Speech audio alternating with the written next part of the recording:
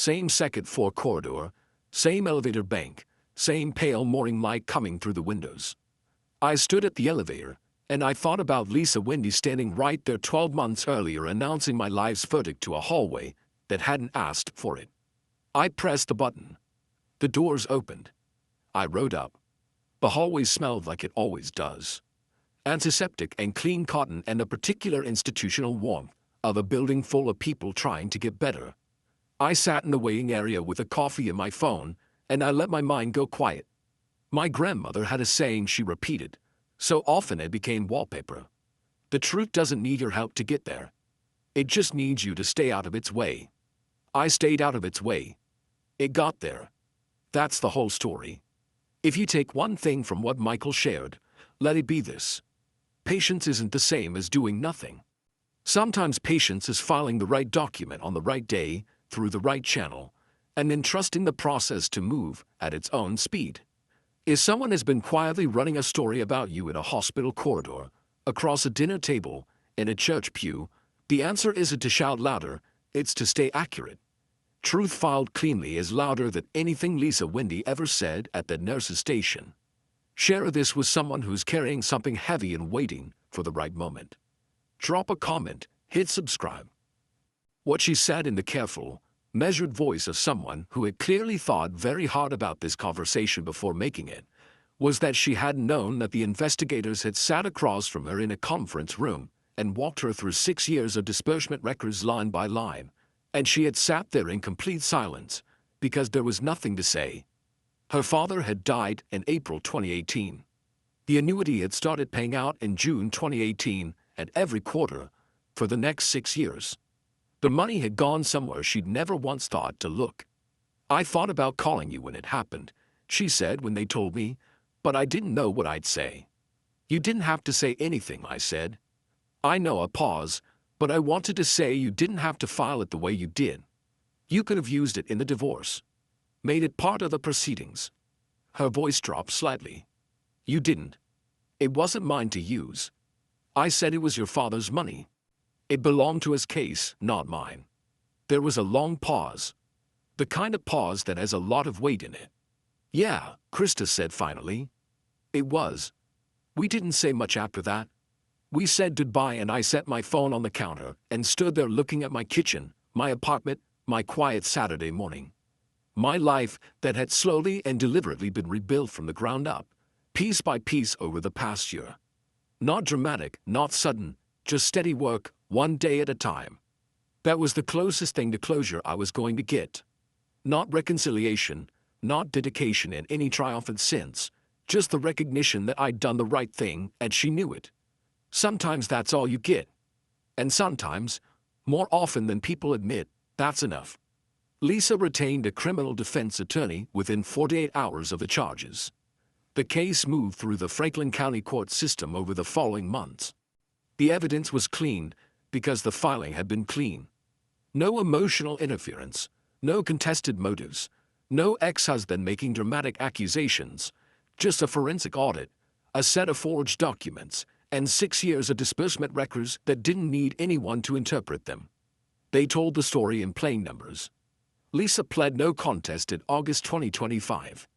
She was ordered to make full restitution, all $96,400, and sentenced to 3 years of supervised probation with the possibility of early termination for full compliance. No prison time, which surprised some people. It didn't surprise me. She was 59 years old, no prior record, and the restitution order was the consequence that actually mattered. The money went back to Krista. Her father had wanted her to have it. After 7 years, she finally did. I didn't know Richard Winnie well. He'd passed 18 months before Krista and I got married. And what I knew of him came mostly from photographs on her parents' walls and the occasional stories she'd tell. An electrician who built everything from nothing.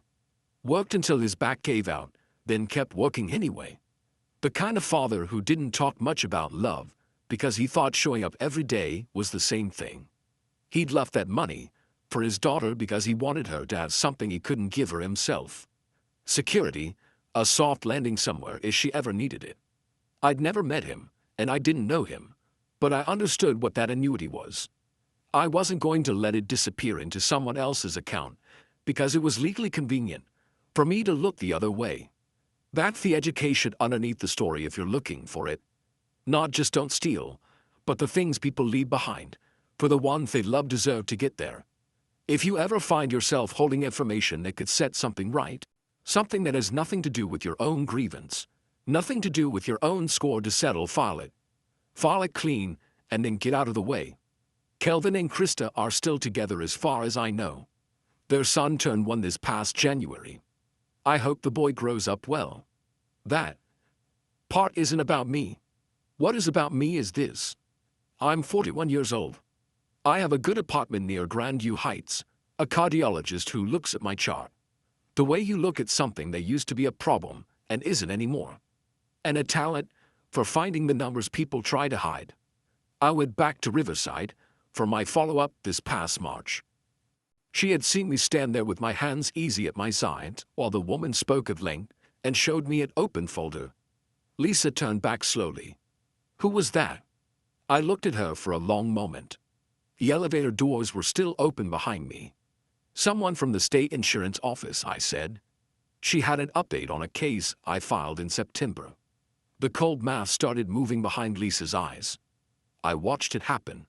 The slight stillness that comes when a person is running a calculation they don't want to finish. Her mouth opened and then closed without producing a word, which was unusual for a woman who had never had trouble finding them. What kind of case? Her voice was different now. Quieter, careful, the kind with your name on a form it shouldn't be on. I stepped back into the elevator. You should probably speak with an attorney, Lisa, today if you can manage it. The doors closed. I rode down to the lobby alone. Watched the 4 numbers fall. 2, then 1, then G. The lobby opened out into the pale March light coming through the main entrance. I walked through it and out into the parking structure on the north side of the building. I didn't feel victorious. I want to be clear about that because people always expect a triumphant version of this moment, and it wasn't that it was tired. It was the specific exhaustion that follows a very long period of discipline of carrying something heavy and fragile and not dropping it not once, for 6 months. While life moved around you as though you were quietly holding a live case file in your hands, the truth had gotten there. I'd just been the one to write down the right address. I sat in my car in the parking structure for about 4 minutes. The sun was cutting through the open levels of the structure at a low angle and hitting the windshield at the exact wrong degree. I turned the key, adjusted the visor, and sat there watching the light change. My phone buzzed. Helen Greer. Heard from Dana Marsh's office. They're filing Wednesday. You doing okay? I typed back. Yes, thank you for everything you did. 3 dots appeared. Then you did the work, Michael. I just followed the numbers. So did I? I thought and pulled out of the parking space. Wednesday came, and went the way Wednesdays do, when you've already made your peace with the outcome. Lisa Wendy was formally charged on March 20th, 2025 with insurance fraud and forgery under Ohio Revised Code Sections 2913.2 and 2913.31. The charges cover the period from May 2018 through September 2024. 6 years, 14 quarterly distributions, a total of $96,400 diverted from an annuity that had been left to her own daughter by her own husband. I was at my desk on the 4th floor of our office on East Broad Street when Helen called at 9:15 that morning. I was reviewing a completely unrelated client file, a commercial real estate dispute. Nothing dramatic. They filed. Helen said. Good. I said. That's it. Good. Good. I said again. She laughed. The short, dry laugh of a woman who has spent 30 years in law and still occasionally gets surprised. You're the calmest client I've ever had. It wasn't my case to win, and I said, I just handed it to the right people. She told me to call if I needed anything. I thanked her, hung up, and went back to the real estate file. There's no dramatic moment I could offer you for that Thursday. No confrontation, no courtroom entrance, no grand reckoning, just a quiet morning, a phone call, and the knowledge that the process was moving the way it was supposed to move at the speed it was supposed to move, because I had done exactly what I was supposed to do, and then gotten out of its way. What I can tell you is what happened in the weeks after, because that's the part people need to hear. Not just the confrontation, but the after. The aftermath is where you find out what things actually cost and what they were actually worth. Krista called me on a Saturday about 10 days after the charges were filed. It was late morning, and I was making coffee in my kitchen in Grandview Heights, looking out at the street below. Her name on my phone screen was a strange thing to see. I almost let it go to voicemail. I didn't. It wasn't a long call, maybe 12 minutes. She didn't apologize for the marriage. I didn't expect her to, and I didn't need her to. I confirmed that before I pressed the call button. I pressed it anyway. Checked my phone. Nothing urgent. I had a client file waiting on my desk on East Broad Street, and a 1:30 call I didn't particularly want to reschedule. I was already playing the rest of my morning. That was when I heard footsteps behind me. Not Lisa's measured, deliberate pace, but something quicker, purposeful heels on linoleum. I turned. A woman in a dark navy blazer was moving toward me with intent, badge clipped to her lanyard, a file folder tucked under one arm, and a leather-bound notepad in her other hand. She was around 40, composed with the particular kind of calm that comes from spending years delivering news that changes people's lives. Not cruelty, not pleasure, just the occupational steadiness of someone doing a job that requires it. Mr. Fox. Yes, she extended her hand. Dana Marsh, Ohio Department of Insurance Fraud Division. I tried your office this morning. Your assistant mentioned you had a medical appointment here. I hope you don't mind me coming to you. I shook her hand. I don't mind. Good. She opened the folder without ceremony. We've been working your September filing for the past 6 months. I wanted to update you personally, since you filed through proper channels and followed every instruction to the letter. She looked up. We completed the full audit, disbursement records, signature analysis on the beneficiary address change form filed in May 2018, and direct comparison against notarized samples of Christine Banks's signature from the same period. She paused. It's a forgery. The address change form was not signed by your ex-wife. I exhaled slowly. What happens now? We're moving to formal charges this week. Lisa Wendy will be formally notified Thursday morning. She closed the folder. You won't need to appear unless the case goes to trial. We have everything we need. I held her gaze for a moment. Does Krista know? Dana Marsh's expression shifted, not to pity exactly, but to something measured. Our investigators spoke with Christine Banks yesterday afternoon. She cooperated fully. She let a half-eat pass. She was not aware of the diversion. I hadn't expected that to land the way it did. Not relief, not exactly. Something older and quieter, like a door closing softly in a house he'd already left. Somewhere in the back of everything I'd been carrying, for 2 years, I kept a small, stubborn hope that Krista hadn't known. It didn't repair anything. It didn't change the marriage, or the betrayal, or the 7 years that had ended the way they ended. But it meant the woman I'd once loved had not been standing in the room when her mother quietly stole her dead father's money and spent it across 6 years of ordinary Mondays. That mattered. I couldn't have explained exactly why, it just did. Thank you for coming in person, I said. You filed it correctly. Dana tucked the folder back under her arm. No personal motive attached. No conflict with your divorce proceedings. No complicating factors. Clean filing, clean case. She nodded once. We appreciate that more than you might know. We'll be in touch with next steps. She turned and walked back down the corridor, past the nurse's station, past the hallway that led toward the maternity ward, and disappeared around the far corner. I turned back to the elevator and pressed the button a second time. I didn't know it yet, but Lisa Wendy was still in the building. The doors opened on an empty car. I was about to step in when I heard the elevator on my left, the second bank around the corner open with a soft chime, footsteps, the particular rhythm of low heels on tile. Lisa came around the corner with her coat over one arm and her phone in her other hand, The expression of a woman recalculating her next errand. She nearly walked straight into me. She stopped, her eyes adjusted. Michael. A flicker. Irritation. Surprise. Something she hadn't budgeted for. Still here. Just leaving. I stepped slightly to the side to give her room. Have a good afternoon, Lisa. She started to move past me. And then she didn't because Dana Marsh was still faintly visible at the far end of the corridor. Just visible.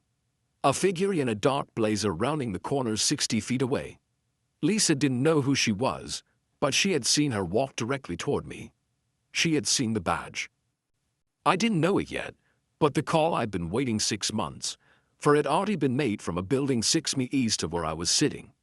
I should back up because none of what came next makes sense without the part that came before. The divorce had been brutal in the financial sense, not because Krista and I fought viciously over assets. We didn't. But because the asset review my attorney, a sharp woman named Helen Greer, forced both sides to conduct turned up something that had nothing to do with our marriage at all. Krista's father, Richard Wendy, had died in April 2018. He was 52, a commercial electrician from Westerville, and he'd left behind a $280,000 annuity through a group policy with his employer. The annuity was structured to pay out over 15 years, with the named beneficiary designated to receive quarterly distributions beginning 60 days after Richard's death. The named beneficiary was Krista. What Helen found buried in 6 years of financial records during the asset review was that Krista had never received a single distribution. Not one. Helen brought the discrepancy to me in July 2024, for months after the divorce was finalized, because the audit she ordered continued past the closing date. She spread the documents across the conference table in her office on North High Street and walked me through it carefully. The annuity had been paying out since June 2018, quarterly on schedule.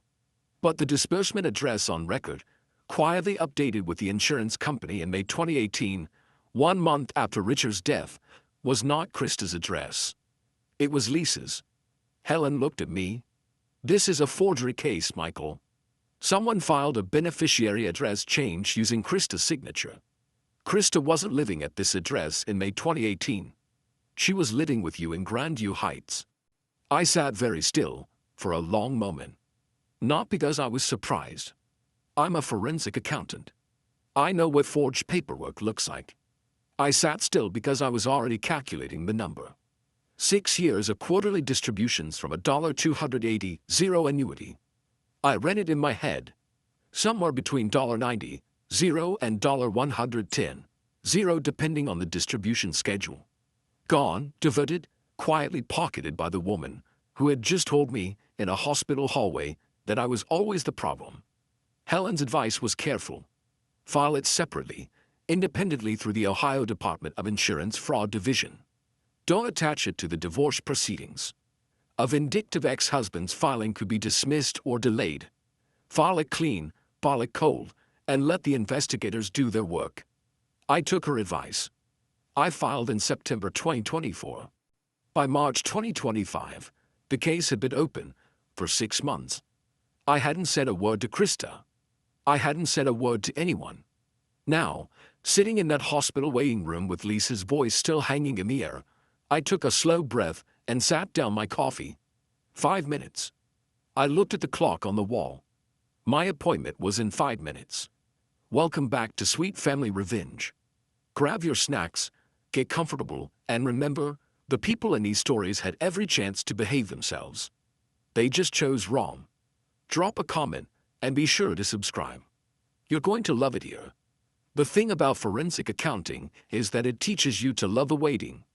The evidence doesn't move. The numbers don't change. You just have to stay patient while the world catches up to what you already know. My appointment with Dr. Farrow lasted about 25 minutes. Blood pressure was down to 118/76, the best reading in 2 years. Stress markers improved.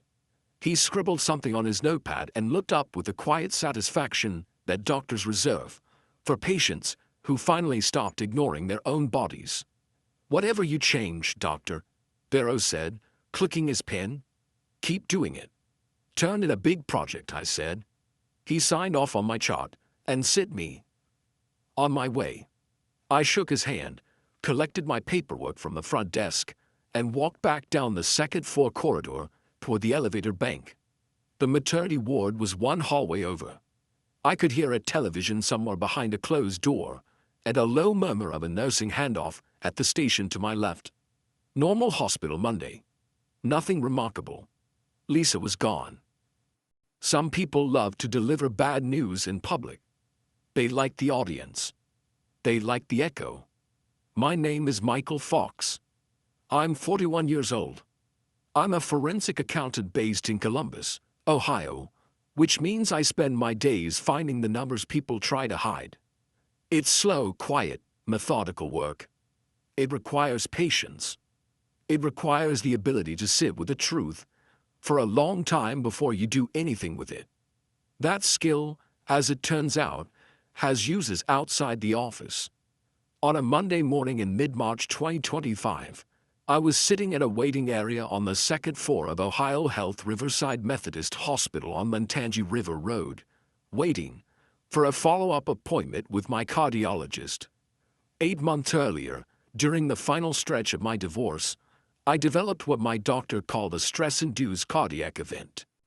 Nothing catastrophic, no heart attack, no surgery, just my body sending me a memo I'd been ignoring for 2 years. The memo said, "This is not sustainable." I'd finally started listening. The divorce had been finalized in March 2024. 1 year earlier, almost to the day, Krista and I had been married for 7 years.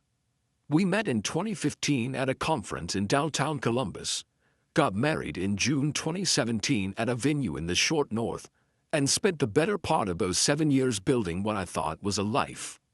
What she was building, it turned out, was an exit strategy. And she brought help. The help had a name. Kelvin. Kelvin Banks. 43 years old, my closest friend since grad school at Ohio State. The kind of man who gave a toast at my wedding, and then spent the next 4 years making sure it didn't last. I found out about Kelvin and Krista in October 2023. I won't dwell on how. What I will tell you is that by January 2025, Krista had delivered a baby boy, their baby, and the whole arrangement had been dressed up and presented to the world as proof that Krista had simply found her person, that I had been, in the polite phrase people use, not the right fit. I was fine with that. I was past the anger. I had my work, my apartment near Grandview Heights, and a Tuesday morning cardiology appointment that I was not going to be late for. That was before Lisa Winnie found me in the hallway. Lisa was Krista's mother. 59 years old, born and raised in Westerville, Ohio. The kind of woman who treated other people's pain like a gift she'd been waiting to unwrap. She was at Riverside that morning. I'd later learned she was visiting a friend on the 3rd floor. When she spotted me sitting near the elevator bank with a paper coffee cup in my hand, looking exactly like a man minding his own business, she did not let that stand. She walked the length of that hallway with purpose. Not hurrying, just deliberate. The way people walk when they've been waiting for an opportunity and they finally spotted it. She stopped about 3 feet from me and looked me over. My jacket, my tired eyes, the coffee cup, and her chin came up just slightly. "Well," Lisa said, not agreeing a preamble. "I didn't expect to see you here, Lisa." I kept my voice level. "Small city." She smiled.